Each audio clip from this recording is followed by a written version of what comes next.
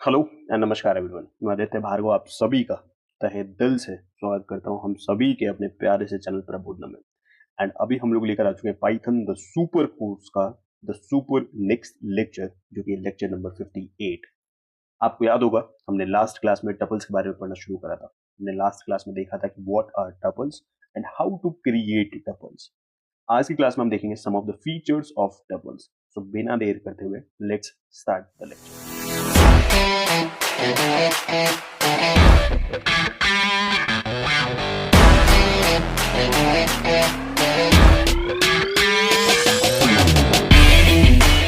सो आज सारी की सारी कहानी हम लोग यहाँ पर देखेंगे। तो सबसे पहले हम देखना शुरू करेंगे।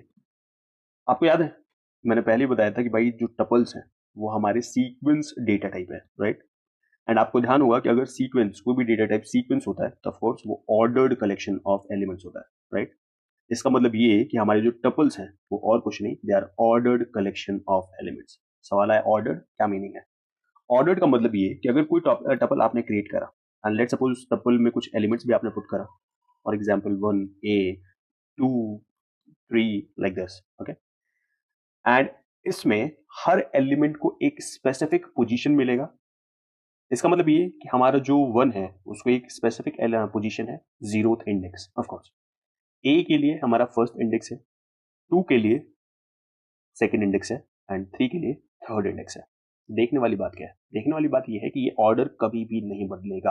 ऑर्डर्ड होने का मतलब यही है कि जब कभी भी अगर आपको ए को एक्सेस करना होगा तो आपको उसका इंडेक्स बोले तो 1 डालना होगा। तो अगर मैं ए को प्रिंट करता हूं तो भी सेम ऑर्डर में प्रिंट होगा। अगर मुझे एक्सेस करना होगा लेट सपोज 1 को, तो फिर मुझे उसका इंडेक्स 0 यूज करना पड़ेगा। एंड ये सिर्फ अभी नहीं, इवन मैं अगर ये ए वेरिएबल इसी तरीके से रहता है तो अगर मैं 10 साल बाद भी आके ए के जीरोथ इंडेक्स को एक्सेस करता हूं तो same order means same order के कॉन्टेक्स्ट में जो एलिमेंट मुझे मिलेगा वो मिलेगा 1, okay. So this is called ordered collection of elements. So basically tuples are ordered collection of elements because मैंने ऑलरेडी बताया होता है कि टपल्स हमारे एक सीक्वेंस डेटा टाइप होते हैं, ऑफ कोर्स। दूसरी चीज, दे सपोर्ट डुप्लीकेसी। इसका मतलब ये कि आप एक टपल के अंदर एक ही एलिमेंट को बार बार यूज कर सकते हो। फॉर एग्जाम्पल मैंने एक टपल बनाया बी एंड लेट सपोज इसके अंदर मैं एलिमेंट डालता हूँ 2 1 2, फिर उसके बाद अगेन 2 अगेन 2, फिर अगेन 3, इस तरीके से। तो अगर ये डुप्लीकेसी सपोर्ट नहीं करेगा लेट सपोज, तो होगा क्या कि भाई जो चीज प्रिंट होगी बी को प्रिंट करते हुए जो चीज मुझे मिलेगी वो मिलेगी 1 2 3 होंगी। यानी बार बार जो 2 रिपीट हो रहा है, डुप्लीकेट हो रहा है, वो चीज मुझे नहीं मिलेगी। बट अगर ये डुप्लीकेसी सपोर्ट करता होगा तो सेम ऑर्डर में मुझे वो सारी चीजें मिल जाएंगी। तो अगर मैं प्रिंट करता हूँ बी को, आप नोटिस करो कि जो डुप्लीकेट एलिमेंट्स है वो एलिमिनेट नहीं हुए।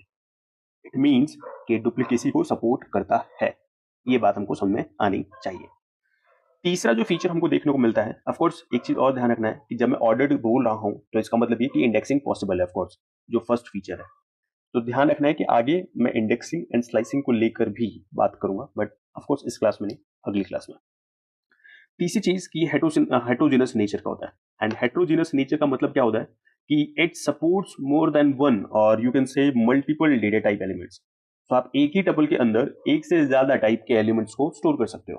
फॉर एग्जाम्पल लेट सपोज एक टपल क्रिएट करते हैं सी नाम का, एंड इस सी नाम के टपल में मैं एलिमेंट डालता हूँ एक 1, एक डाला 2.35, एक डाला मैंने लेट सपोज एक स्ट्रिंग बी, इसी तरीके से एक लेट सपोज डाल दे हम 5 प्लस 6 जे, एक कॉम्प्लेक्स डेटा टाइप। इसी तरीके से डाल लेते हैं एक टपल के अंदर एक टपल डाल लेते हैं, तो लेट सपोज 2 3 4, एंड एक टपल के अंदर लिस्ट भी डाल लेते हैं, सो लेट सपोज 6 7 8। आप नोटिस कर सकते हो कि हर एलिमेंट खुद में डिफरेंट है।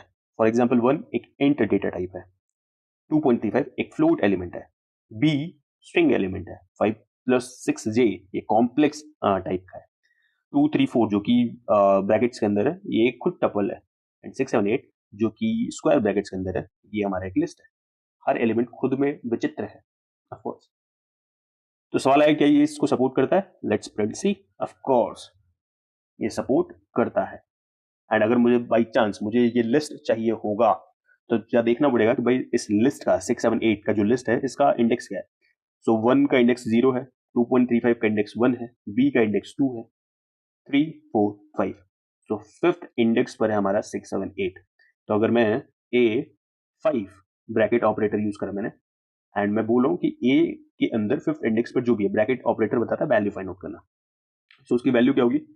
एंड अगर अभी आप नोटिस करो तो ये क्या कह रहा है, so tuple index out of range, wait a minute, 0 1 2 3 4 5, 0 1 2, हम ए के फिफ्थ इंडेक्स की बात करें जबकि ये सी है। सो सी के फिफ्थ इंडेक्स की बात करें अगर हम, तो 678 आप नोटिस कर सकते हो। ओके, एंड सी के फिफ्थ इंडेक्स की बात करें एंड आप नोटिस कर सकते हो कि सी में फिफ्थ एलिमेंट, फिफ्थ इंडेक्स पर एलिमेंट कौन सा है? A list containing 678 as the value. Okay, तो ध्यान रखना कि ऐसे एरर्स होते रहेंगे। Of course we are humans, we make errors and index error करके एक एरर है बिकॉज हियर अगर आप देखो तो यहाँ पे इतने इंडेक्स नहीं है, यहाँ टोटल 0 1 2 3। तो आप नोटिस कर सकते हो कि जो नंबर ऑफ इंडेक्सेस यहाँ पर अवेलेबल है वो 3 थे, लेकिन हम यहाँ डिमांड क्या कर रहे थे? बाई मिस्टेक हम डिमांड कर रहे थे कि फिफ्थ इंडेक्स में जो भी है वो दे दो। था ही नहीं तो देगा कैसे? तो इसने इंडेक्स एरर नाम का एरर हमको दे दिया। ओके, कोई इशू नहीं। तो हमारी जो तीसरी चीज थी और जो तीसरा फीचर था कि ये हेट्रोजीनियस नेचर के होते हैं, ये बात भी हमने देख लिया है। तीन फीचर्स हमने देखे, ऑर्डर्ड, डुप्लीकेसी, हेट्रोजीनियस। जो लास्ट फीचर है वो ये कि they are immutable. And I hope आपको पता होगा कि भाई इम्यूटेबल का क्या मीनिंग है। सो इम्यूटेबल होने का मतलब ये कि आप उसी कंटेनर में एलिमेंट्स जो भी स्टोर हैं उनके साथ आप कोई छेड़खानी नहीं कर सकते हो, उनको आप डिलीट नहीं कर सकते हो, आप उनको मॉडिफाई नहीं कर सकते हो किसी भी सेंस में। सो लेट सपोज जो ए टपल है उसमें मुझे दिखाई दे रहा है कि यार उसमें फर्स्ट इंडेक्स पर ए एक स्ट्रिंग अच्छा नहीं लग रहा है, तो एक काम करते हैं, इसको 4 देने की कोशिश करते हैं एंड नोटिस करते हैं क्या रिजल्ट मिलता है। सो ए, एंड मैं अभी वैल्यू चेंज कर रहा हूं फर्स्ट इंडेक्स पर जो भी है। वैल्यू चेंज करने का तरीका आपको पता है कैसे करते हैं? सो बेसिक तौर पे A1 ये बोल रहा है कि भाई फर्स्ट इंडेक्स पर ए में जो भी है उसको 4 बना दो, इक्वल्स टू 4, ये बोला है कि 4 बना दो।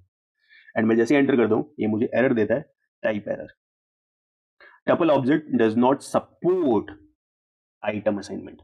मींस जो असाइनमेंट, जो आइटम्स का असाइनमेंट होता है वो इसको सपोर्ट नहीं करता। And why it does not support? Because ये इम्यूटेबल होते हैं। अगर ये म्यूटेबल होता तो ऑफकोर्स ये चीज सपोर्ट करता, तो आप वहां पे मॉडिफिकेशन कर सकते थे, आप वहां चेंजेस कर सकते थे, बट अभी आप नहीं कर पाओगे। और यही चीज अगर हम बाई चांस यूज करें, लेट सपोज यूज करते हैं कोई रिमूव फंक्शन, डिलीट फंक्शन, तो भी ये सपोर्ट नहीं करेगा। Why? Because tuples are immutable and immutable objects जो होते हैं वो कभी भी इस तरीके से मॉडिफिकेशन अलाउ नहीं करते। आई होप आपको चारों के चारों फीचर समझ में आ गए होंगे। मैं आपको बोलूंगा कि भाई मल्टीपल जो भी थॉट्स आपके दिमाग में आ रहे हो उन थॉट्स के साथ चीज़ों को रिवाइज करो, आप प्रैक्टिस करो। फर्स्ट थिंग हमेशा ध्यान रखो कि भाई प्रैक्टिस करो, क्योंकि ऑफकोर्स आपको चीज़ें आसान तरीके से कोई भी बता सकता है, लेकिन उसको समझने का काम तो आप ही कर सकते हो, है ना? एंड उसको रिवाइज करोगे, एज यू ऑल नो कि भाई माइंड किस तरह से वर्क करता है। ये क्या करता है कि जो चीज़ इंपॉर्टेंट होती है उसको सामने रखता है एंड जो चीज़ इंपॉर्टेंट नहीं होती उसको पीछे नॉन कॉन्शियस माइंड में भेज देता है। सवाल है कि ये अनकॉन्शियस माइंड का कैसे पता चलेगा? तो जो चीज़ आप रिवाइज नहीं करते हो वो चीज़ ब्रेन को लगता है कि वो इंपॉर्टेंट नहीं है, तो वो अनकॉन्शियस माइंड में डाल देता है। एंड जो चीज़ बार बार रिवाइज करते हो वो ब्रेन को लगता है कि ये इंपॉर्टेंट है एंड उसी को वो कॉन्शियस माइंड में रखता है। सो ब्रेन इसी तरीके से वर्क करता है। तो आपको ये बात ध्यान रखना है कि मोर एंड मोर रिवीजन बहुत जरूरी है। अगर चीज़ें समझ में आ रही हैं तो प्लीज़ लाइक करें, शेयर करें, सब्सक्राइब करें एंड ऑल्सो कोई प्रॉब्लम हो तो कमेंट डाउन करें and definitely we will sort it out as soon as possible. Okay, so तब तक के लिए tata bye bye, signing of.